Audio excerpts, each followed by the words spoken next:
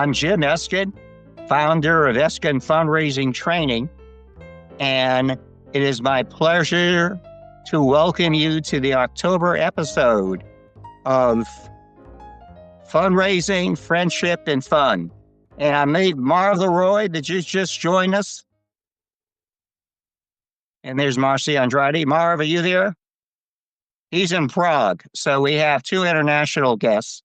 I wanted to first start with a little good news. You might have seen there's been some concern about the Dolly Parton's health. Hey, Marv, are you in Prague? I am. Welcome.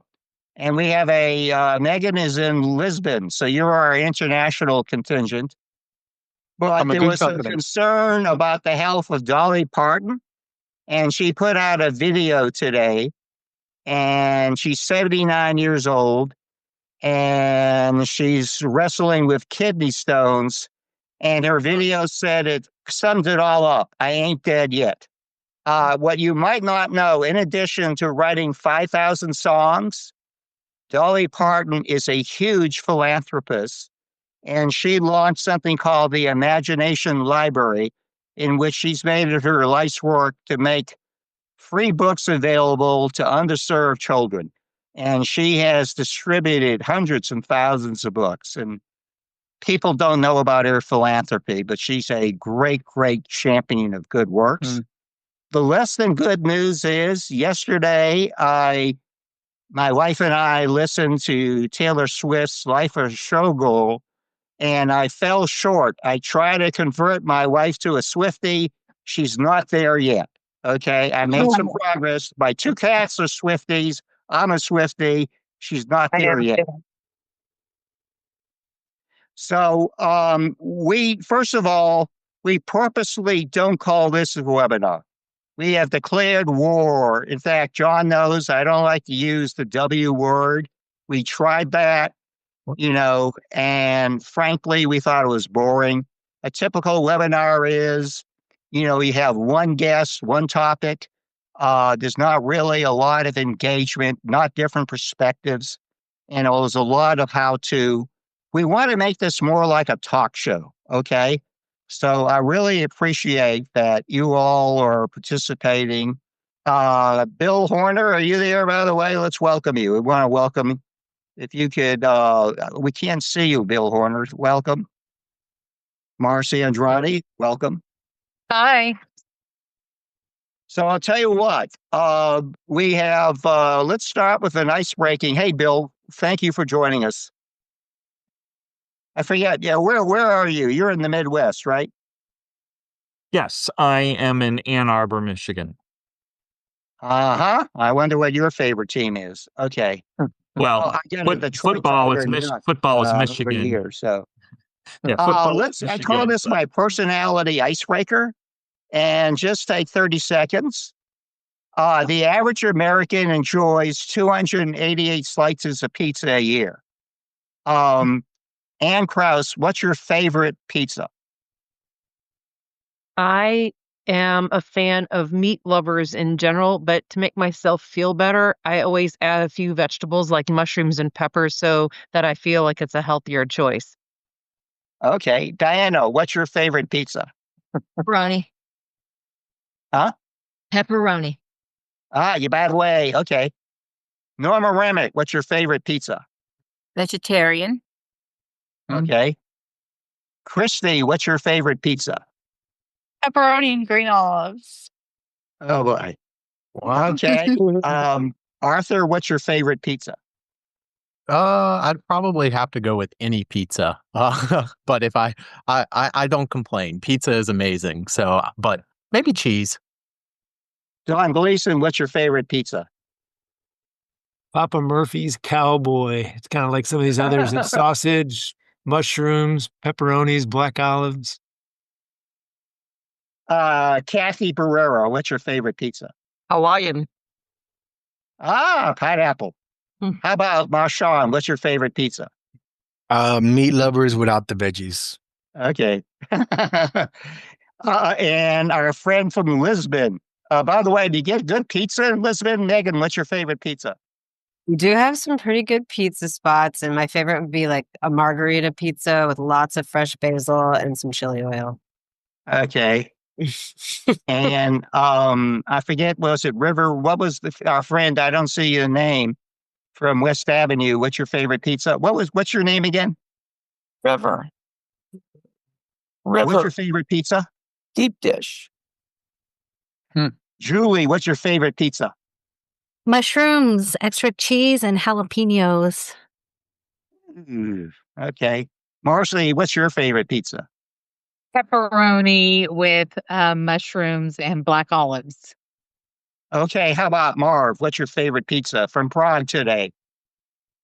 Any pizza that's warm, and I always get anchovies on it. That way I get extra pieces. Bill, what's your favorite pizza? Pineapple only, nothing else. I mean, cheese and pineapple. That's it. Now, I hope the FCC is not monitoring this show, but I love the quote from great baseball manager Tommy Lasorda and philosopher. You know what he said? Pizza, what do pizza and sex have in common? What do pizza and sex have in common? What? It's all When good. they're good, They when can never they're be good, bad. they're very good. And when it's not good, it's still pretty good. They're pretty good. Okay. Let's hear about some nonprofits. No, actually, let's first of all, I'm intrigued. I just wrote about it, about the way you like to communicate when you can't meet in person. And let's start with Anne. When you can't meet in person, how do you like to communicate? I like to communicate however the other person prefers. And so you're a good fundraiser. I have I work for Texas 2036 and we're throughout the state. I have direct reports that live in Fort Worth and Dallas and Austin and Houston. And when they are onboarded, I always ask them, what is your preference for communication since we can't always be together?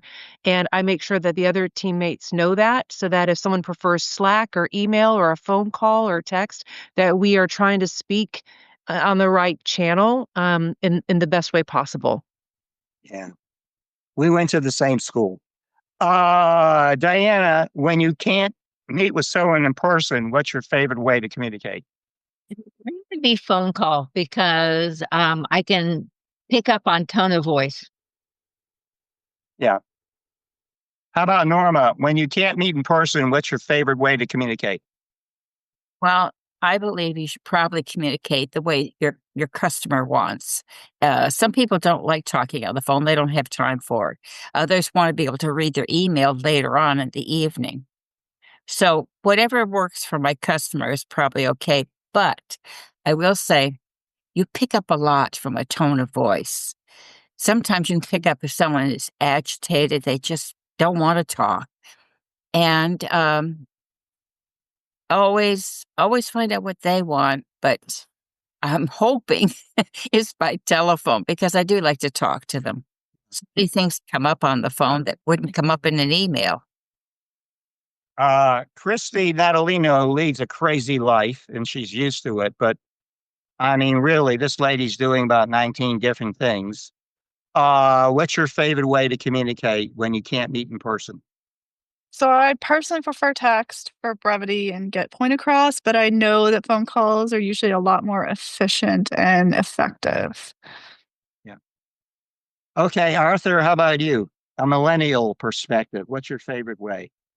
I really liked what Norma and Ann said in the sense of trying to connect with how the other person likes to communicate. For me, I think it depends on the type of communication. For things that are quick or just very quick asks, I typically like text.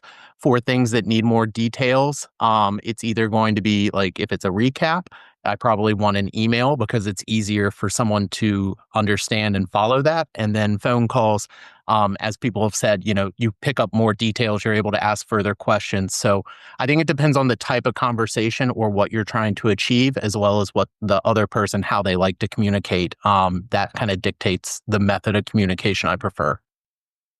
Don Gleason, what's your preferred way of communicating when it can't be in person? Zoom. I like to see the face. I like to see the expressions. I like to have that eye-to-eye contact. I can get so much based upon that body language and the voice inflection. Oh, yeah. Okay. Kathy Barrera, what's your favorite way to communicate if you can't meet in person? I agree with Ann that I typically ask the person what is their preferred method, but my personal preferred method is like Dawn, through virtual meeting, Teams, Zoom, Google Meet, something like that. And I have a follow-up question, so get ready. But Marshawn, how about what's your favorite? If you can't meet in person, how do you want to communicate with someone? It's going to be Zoom and email. Megan, I imagine you have a lot of international communication. What's your favorite way to communicate if you can't? And by the way, I called her and it was a better connection than when I call my neighbor. Okay. And she's in Lisbon. What's your favorite way to communicate? Yeah, I think, post-pandemic, before I probably would have said a phone call for a journalist. But post-pandemic, I think Zoom's been really useful, really any kind of video conference. I think it's important to be able to see people get enthusiastic about, their nonprofits that they want to talk about. I think that echoing a lot of what people have said. The expressions are especially important for a journalist because we use that when we write. Mm-hmm. Okay. And what's your favorite way to communicate?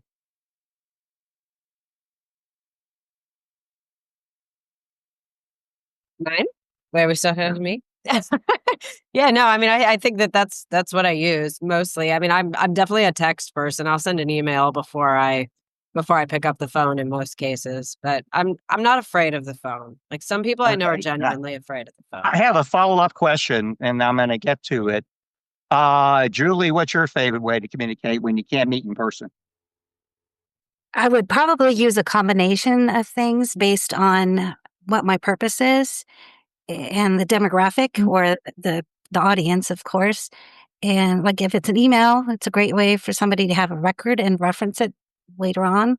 Quick, immediate is text, cell phone. If I want to see kind of what the common affinity of like a group of people, what they would think about something, social media, no one's mentioned that. If I want to kind of gauge the sentiment, maybe, I have a group like, let's just say personally, like a family, right? You can post a update, my kids, first day of school, we could kind of see the sentiment, who's kind of talking to me or whatever.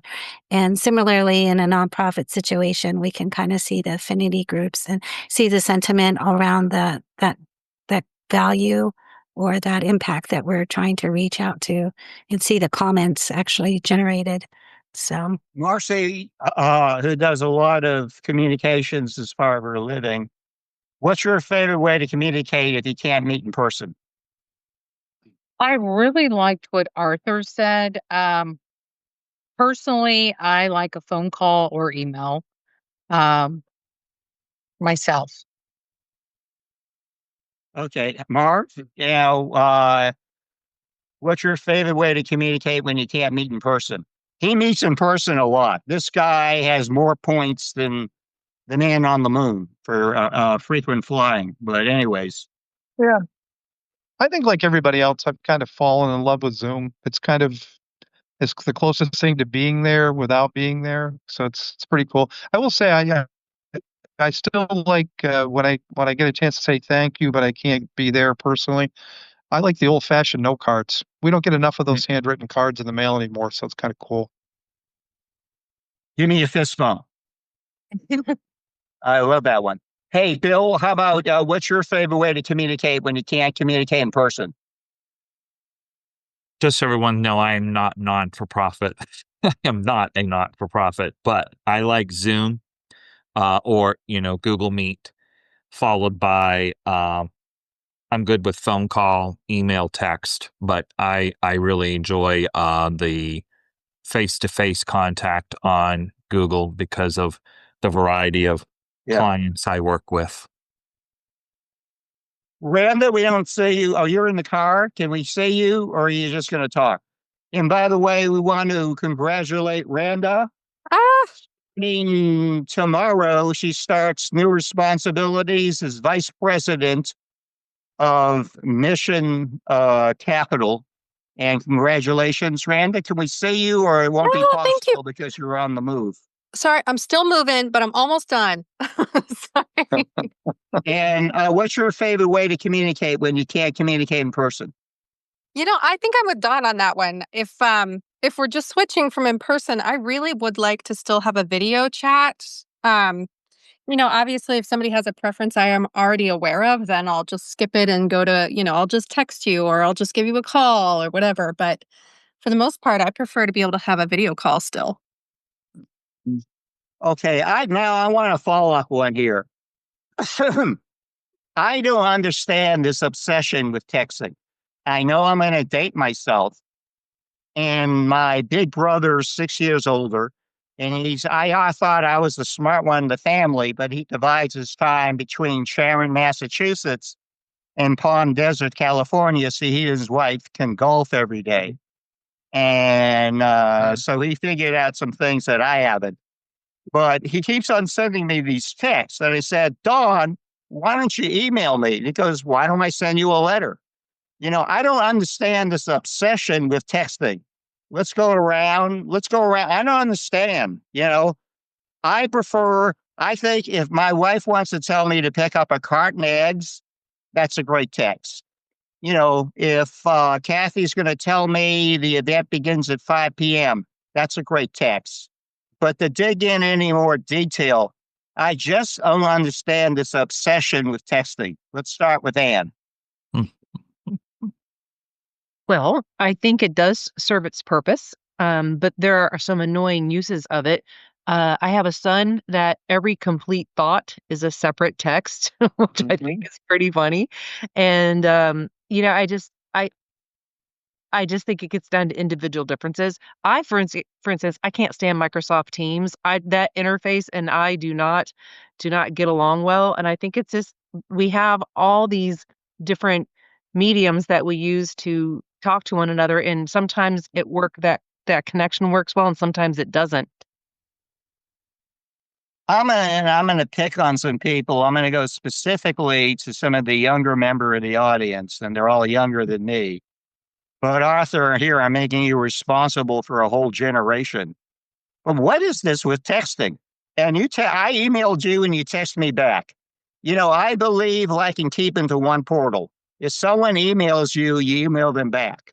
But obviously, I don't know, with people on the road, but obviously you're a texter, so why do you text so much? So one of the courses that I actually designed a way back, we looked at lead generation, methods of lead generation, and we were evaluating text, email, and calls, and which one is more effective, which one works better. Okay. Obviously, you're layering the method, but the reason I think the younger generation prefers probably texting, one, it's very quick. It's an informal method.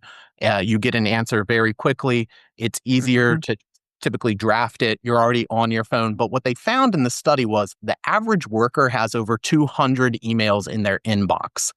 And looking at consumer trends in the sense of how customers like to, interact, the growing interest in mobile communication via text, because it can be so brief and very pointed with what you're asking or what you're communicating on, I think that helps do it. So what they found is that email essentially is the most used and it will give you the most coverage, but text, because of the way that people are on their phones, how they respond, the percentage of which will read and respond to a text message within 5 minutes versus an email, it depends on what you're trying to achieve. So that was a long-winded way of saying, I think the younger generation likes texting because when you're using it for a very, very specific purpose, it can be very effective. Whereas emails, sometimes you sit there and question the sentences and you get in your mind and it can be a whole long thing. I want to cross-examine you for a moment. because I have an on the way. They're older than me. I have some friends that text me and it's that I like, and they say they get too many email. Okay, so they can't keep up. I'm going to say the way texting is going to catch on. What are you going to do when you get too much texting? Yeah. And I don't like, sometimes you don't know who the text is from. I mean, that's a good question. Text is definitely growing, and the amount of spam text that's coming out is getting there. And Oh, yeah. I think consumers are definitely getting annoyed with it. I think it comes down to the purpose. Like if it's a very singular issue, text works very well. If you're asking for greater thought or you're asking maybe bulleted items, like 2 or 3 things, an email is going to be much more effective because it's not as easy to communicate. But I still think from a time perspective of, when you're looking at when your day is interrupted and you're trying to get an answer out very quickly or something, I still think text is an effective way of communicating. I think that's why things like Teams has become so popular and stuff like that, because the ability to DM someone, whether you're in a meeting or things like that, it makes it very easy to communicate on very clear things that don't need further elaboration. Megan, how do people like to communicate when they can't meet in person in Lisbon? To communicate, dude, Lisbon is a very, I would say, traditional place. People spend most of their time sitting face to face across from each other, but I think web conferencing is very common as well. But it's like, I mean, even here, there's kind of a joke that if you have to get anything done, you go in person at the office. There's not a whole lot of online services. Like if you have an issue with your tax return, you're going to the tax office. Or like if you have to deal with your electricity bill, like you're probably going to the electricity department. We're very face to face here. Okay. Randa, and do you have a new hairdo? Yes, you noticed. What is it? All these Hollywood people are going to the bob. What can I say? It's kind of a modified bob, huh? Yeah, I chopped it off. What's this? Your job make you? I call Randa the millennial side of my brain, but what's this obsession with texting? The obsession with texting. It's easy. It's accessible. I can look at it when I want to. I don't think it's easy, by the way. I find it easier. I know I'm an old dinosaur. Biased to type opinion. on the keyboard than to tap it out. I find that and copy and paste and all that. I'm sorry. For some things, I prefer that too. Myself. I find sending email from my laptop and my keyboard a lot easier than, and particularly if it's a longer message, than composing something text. Yeah. Oh no, make no mistake. There are email conversations and there are text conversations. There are LinkedIn message only conversations. Yeah. It's a whole thing. But for me, it's someone used the word earlier and I liked that, brevity. When it's something short, if it's simple, I just need to shout, or I'm the kind of person who will just randomly send, "Hope you're having a great day." It's like, it's sweet, it's simple, it's right there, it's personal, I get and I'm that. done. I get that. And okay, and let me other thing too.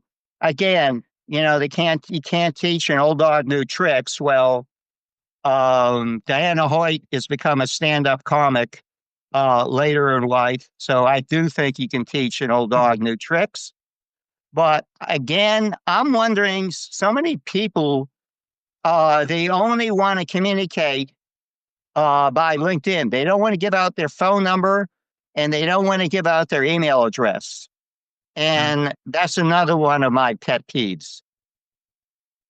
Anybody want to defend only communicating by social media? I'm trying to understand that. My guess is those are people that are trying to protect their time. It's a time suck issue. So it's not that they're not willing to connect with you. I think it's more that they probably protect their time in that sort of fashion. And they've found that that's a type of system that works well for them to either filter out the noise, but also make sure that their inbox does stay clean as opposed to, maybe getting very, very cluttered with a lot of communication. It makes it easier to maybe qualify what is a quality contact versus something that might be more spam, I think. I'm going to agree with that because I have been approached by a lot of wealth managers, and I want to be friendly and accept the request. But the problem is a lot of time, and I'm not trying to pick on them because there are a lot of other industries too, but they want my business, and it's not really the kind of connection that I want to make. And so I don't want to get on their list per se by sharing my email. So I like to use the direct messaging on LinkedIn as a way to vet whether or not I want to take the conversation to a level where I want a lot of back and forth. Okay, I have to admit, I'm guilty here. I am constantly trolling email addresses to add to my constant contact database. And that's how I build an audience for my newsletter and for programs like this. I have to admit, I troll for email addresses. I have an old saying, I can't love you until I have your email address, but I'm a different generation. Let's get some, we call this part missions in action, and let's get some updates. Let's start with my friend, the former elite Thunderbird squad leader turned nonprofit leader. Can you give us a little thumbnail overview of Texas 2036? You are the Senior Director of Development. Yes, I'm the SVP of Development for Texas 2036. And for those unfamiliar, it is a nonprofit, nonpartisan public policy organization. And the issues we get behind are those where data makes a difference. So all of our policy recommendations are data driven. And at the end of the day, in order to figure out which issues we're going to pursue, our litmus test is, does it improve lives and increase opportunities for 31 million Texans? And if it really isn't doing that, we're going to leave that to another organization. And so I just want to share a win with you, but I'm also going to announce that I'm going to put on the official record that I'm going to lobby for about 2 minutes. But in the 2023 legislative session, our team was instrumental in establishing the Texas Water Fund for $1 billion. And what that is meant to do is to provide resources to address our aging water infrastructure in Texas. And it's a real problem. We leak enough water in Texas annually to fill Lake Buchanan. And that is something that we need to address in the way that we always have maintenance for our highways and our roads. And so that was a drop in the bucket, literally and figuratively, because we identified the need to be roughly $150 billion between now and in the year 2050. So in the 2025 session, we got an additional influx of billions of dollars, but the big item was a constitutional amendment for $20 billion over 20 years dedicated to water infrastructure.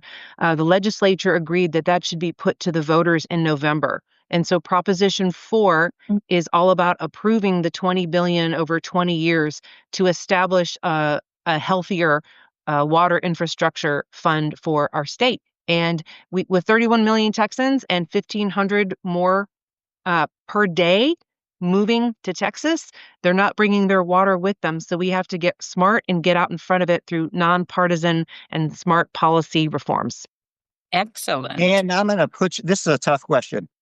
But one of the things that concerns me, I don't care which political party, which philosophy you are, I am deeply troubled by our inability to talk, to listen, to work with one another.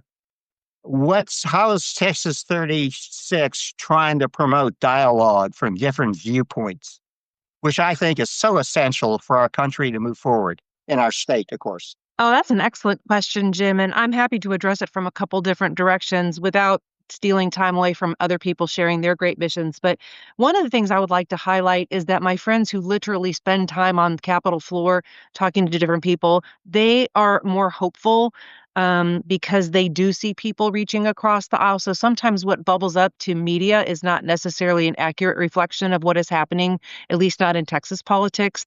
A lot of the work that we support, like for education and workforce, passes both sides at 90% plus. And so there are people who are truly working together. Now, there are times when politics come in, and that is very complicated. And the reason we've been successful is we just finished our third legislative session, and by always sticking to the data and making sure that we are not trying to find the favorable wind, if you per se, for political reasons, we want to make sure that people from both sides of the aisle always know that if they call Texas 2036, they're going to get the facts. And when you provide policymakers and their staffers with the facts, they can still go do whatever they want, but at least they're armed with the information they need to make intelligent decisions. Okay, thank you. One of my favorite organizations that I've known for about most of my career is the Hispanic Association of Colleges and Universities, and has done a inspiring job of opening the door of higher education to underserved populations, Hispanics, of course, in particular. Kathy, can you give us an update on what Haku, and I love its nickname, Haku is focusing on now, and what are some of the big goals and objectives for the upcoming year?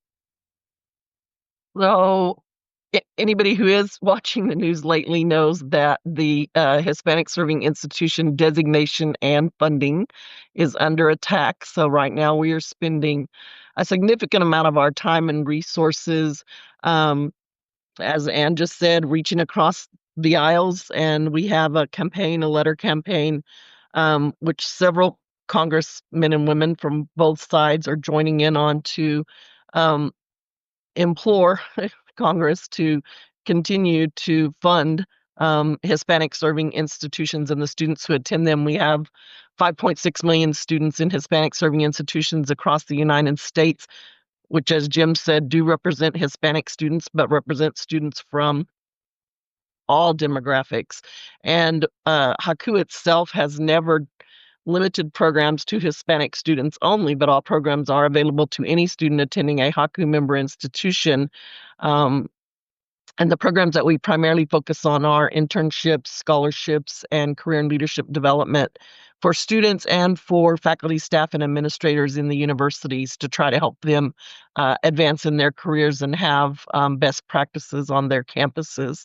So that is our big initiative right now, and you'll hear a lot about it in the news recently.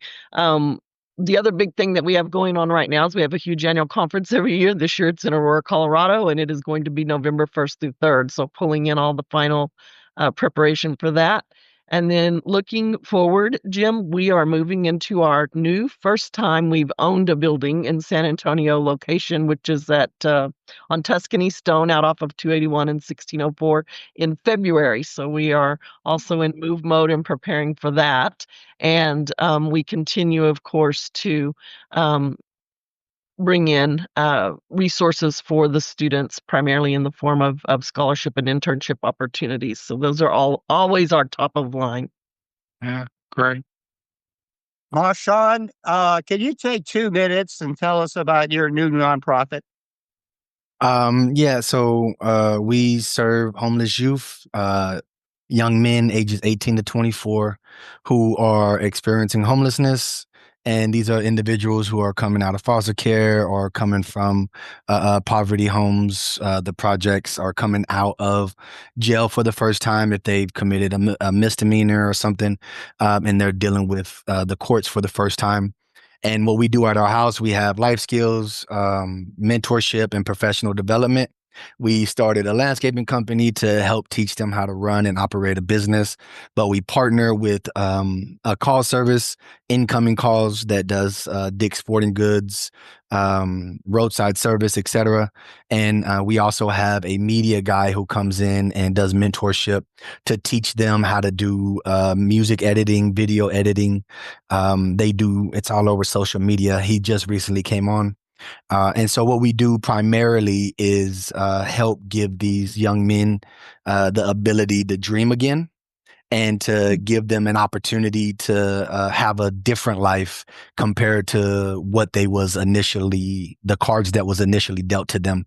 If they didn't have access to a program like this, they'll end up in jail, committing more crimes in San Antonio and or dead. or on drugs. And we're trying to prevent that cycle. We call it the dismantling the dysfunctional family to prison pipeline. Okay, I wanted to say she doesn't start until tomorrow. But Randa, can you give us a 1 minute description? What is the mission of Mission Capital? Yeah. So I think we're in the process of kind of rewriting that and learning how to retell that story. But Mission Capital provides services and trainings and all kinds of things for nonprofits in, well, everywhere, but namely here in Central Texas. The main focus is equity. We're focused on leadership, leadership development, and training so that our nonprofit organizations have stronger staff and stronger infrastructure, which will ultimately, the goal is, help make us all better at doing what we do best, serving our communities. Hmm. Okay, folks, we're going to do something we've never done before. And so buckle your seatbelts. I'm going to call this new segment Donor Dilemmas. Okay. And we're coming up with one each month. And it's some that I have personally lived through. Okay. Let's start. Megan, what did you hear in your group? I think it came down a lot to documentation and disclosure. If something like that happens, you need to make sure that the people who are on your team and who are above you are aware of what's happening. Also, just checking literature that already exists for your organization, whether that be a handbook or ethics guidelines, and being able to use that as some guidance on how to accept a gift or to politely decline a gift. Okay. Was there anybody else in group one want to say something on that? If not, let's move to group two. Group two? Who's in group two? Who is our leader? Okay. Okay, so we haven't heard much from Bill. Bill, what did they talk about in group two? We basically came to the consensus, I believe, that we would kindly, obviously thank them, but no, we can't accept this type of gift. Our policy is that we don't take those types of items and, appreciate that. Or as Norma pointed out, if you get invited even to a dinner one-on-one, maybe say, oh, I'd love to meet, she said, your wife or whoever you might be talking to, your significant other, or, we could get together as, my office or my assistant and I can meet your assistant and so forth and have that, but to avoid those one-on-one altercations. And I personally went to the immediate thought that it was for tax evasion or it was something that was, they might have thought that it was genuine in their mind, but probably most of the folks that are on this call would be like, why are you giving me this watch? Just isn't the norm, I guess I would say. But, and even if you've been approached, that still isn't the norm. That's not how you give donations, or that's not how you go about business, both in private or public, profit or non-for-profit. Let's go. I was in group three. River, what were we talking about in group three? I think it came down in group three to moral compass, and that it was just an issue of it just wouldn't be something that would be acceptable. So I think that was the gist of group three. Okay, I'm going to play devil's advocate. And by the way, I challenge you to find a consultant who does more things for free than me. But I'm saying if your organization does not have a policy, and also, if someone gave you a box of cheese, I think that's okay. What do y'all think? Around Christmas time, they give you a box of cheese. And by the way, a lot of cookies and cheeses go out during Christmas time, right?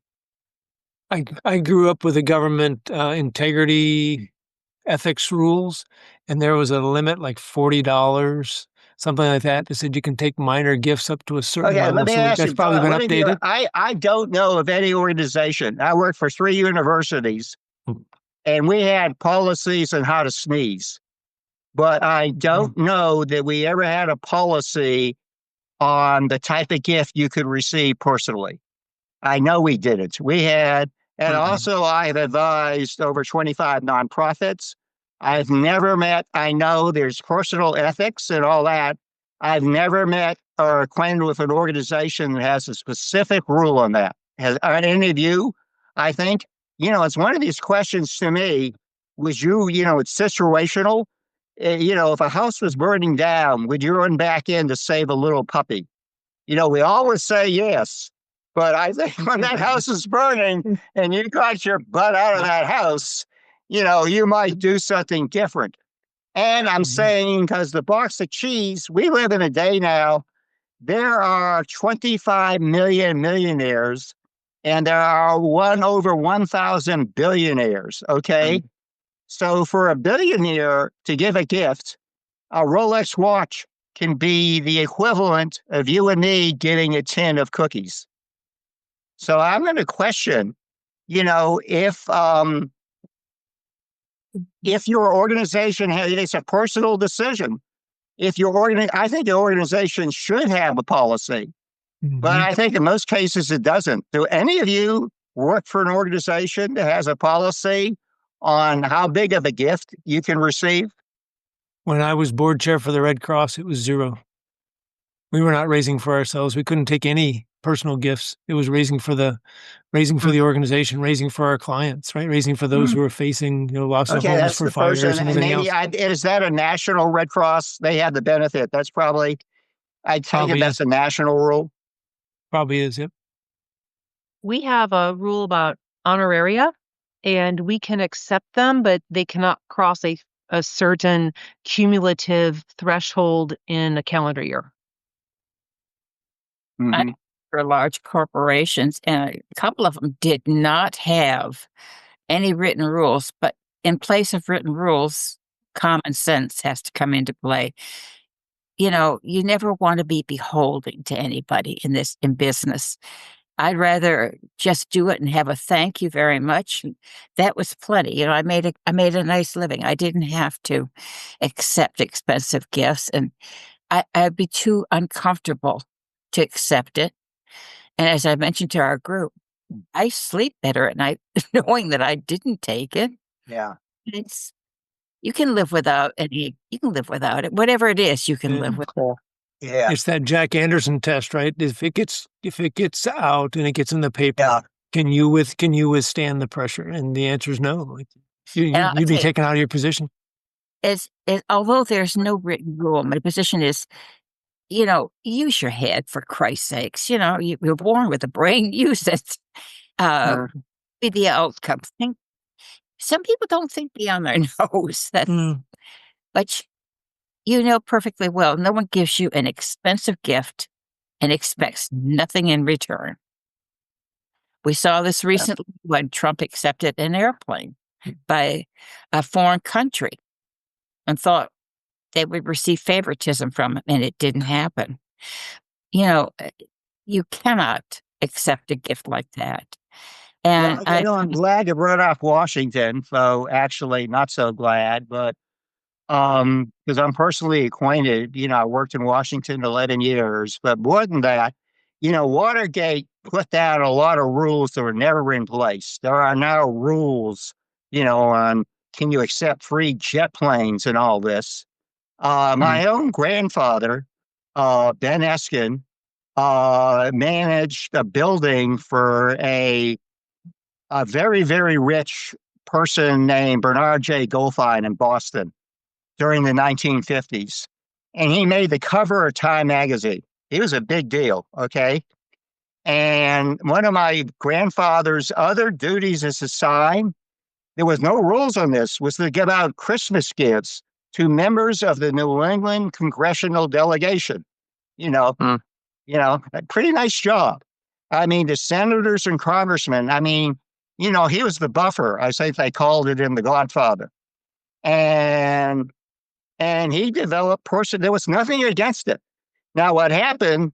Mr. Goldfein gave a vicuna coat for somehow it got a big deal to a guy named Sherman Adams, who used to be governor of New Hampshire, who was Dwight Eisenhower's chief of staff, and that got out, and that opened a big can of worms.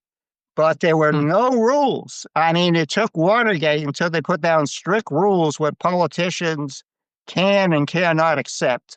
And as a little PS, my grandfather continued, in those days, as we're talking about the 50s and 60s, they used to exchange letters. He knew I loved history.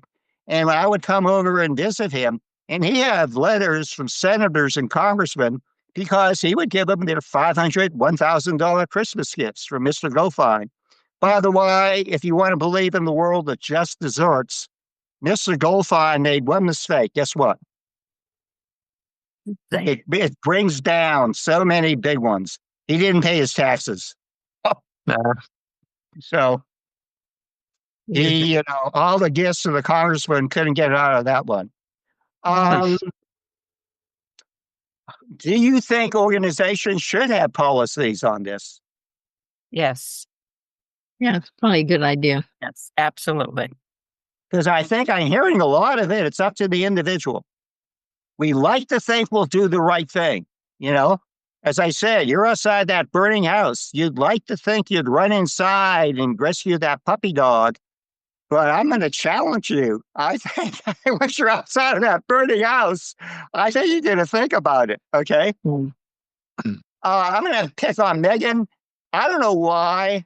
I find to feel, and I could be wrong, that the Europeans are more comfortable with gift giving than Americans. I don't know. Am I making a false assumption there? I think it's cultural from country to country. I mean, I think that there's what have you definitely discovered in Portugal. Portugal, I mean, I haven't been. I think there's kind of like a gift culture, but it's very much like, show up with a bottle of wine, don't come to the party without like, some food. But I know like in the Netherlands, for example, I have a friend that lives in Amsterdam, and like if you do not show up with a gift, you're like considered like extremely rude. Or if you don't show up with something to contribute, like it's bad. Here in Portugal, like if you don't show up, people will be like, it's fine. Like we have the wine. Like it's welcome. We do it because we like to like sit around and drink and have 4-hour dinners. But no, I mean like in the Netherlands, or my brother, he lives in Austria and he's married to an Austrian girl, and she is still furious at me because I did not bring a physical gift to their wedding. I offered to buy them a trip to come visit me, but that was like not cool because they needed a physical gift. It's like, yeah. So it's like from country to country, it does differ. Okay, I'm going to end this. I'm going to say, is the value of the gift going to have dictated whether it's right or wrong? I'll give you an example. For those of us who have been fundraising for a long, long time, it's not unusual for a donor to take you and your spouse or your significant other out for an extravagant meal. I mean, a meal I think that you would not enjoy on your own. And I don't think, we call that building, I don't call it building the relationship, building the friendship. Okay. And I think actually, most of the time, the president or a foundation chair, they would like it. I'm building the relationship.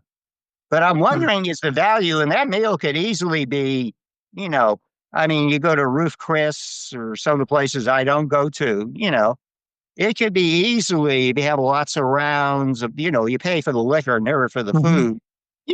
Say it's $1,000 tab.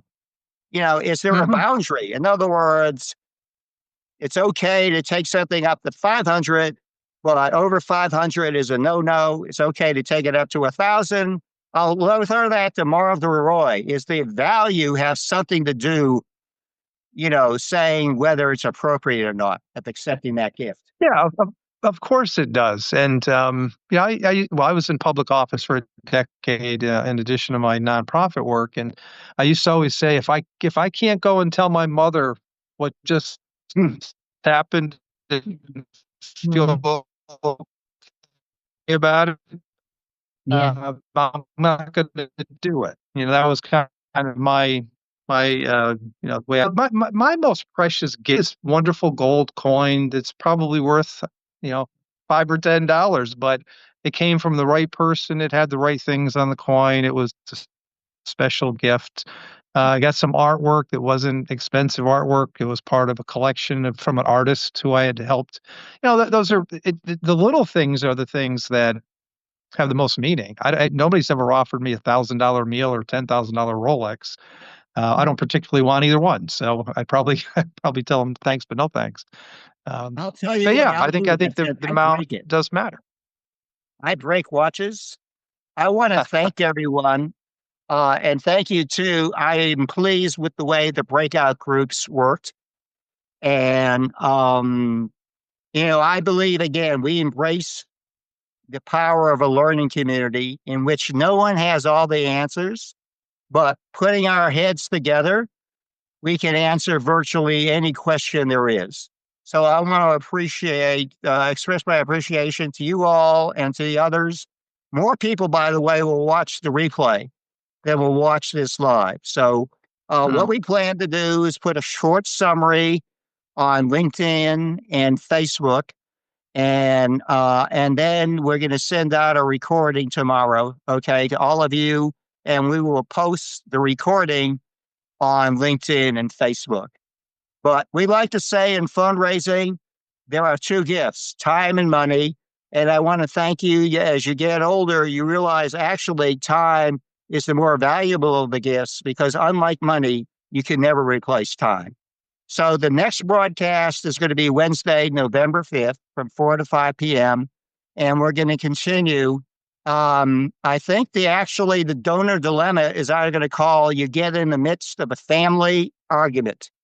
Okay. You're working on a gift and you're in between a husband and wife. And I don't want to stereotype, but some of us have been married for a while. We could argue, we'll disagree about the facts and everything. And as the gift officer, how do you handle that? And another one, as we're about to sign off, I like this one because I think this is real world. What do? You have a major gift donor that can't stand your CEO, but your CEO wants to meet with them. So these are the type of questions we're going to use in the breakout groups that I don't think they're black and white. There's a lot of what ifs. But I want to thank all of you for lending wisdom. I want to thank all of you in the nonprofit sector who do so much to touch, improve, and save more lives, especially helping those who are struggling. And thank you particularly, Megan, and for hopping on from Lisbon. And thank you, Marv, for hopping on from Prague.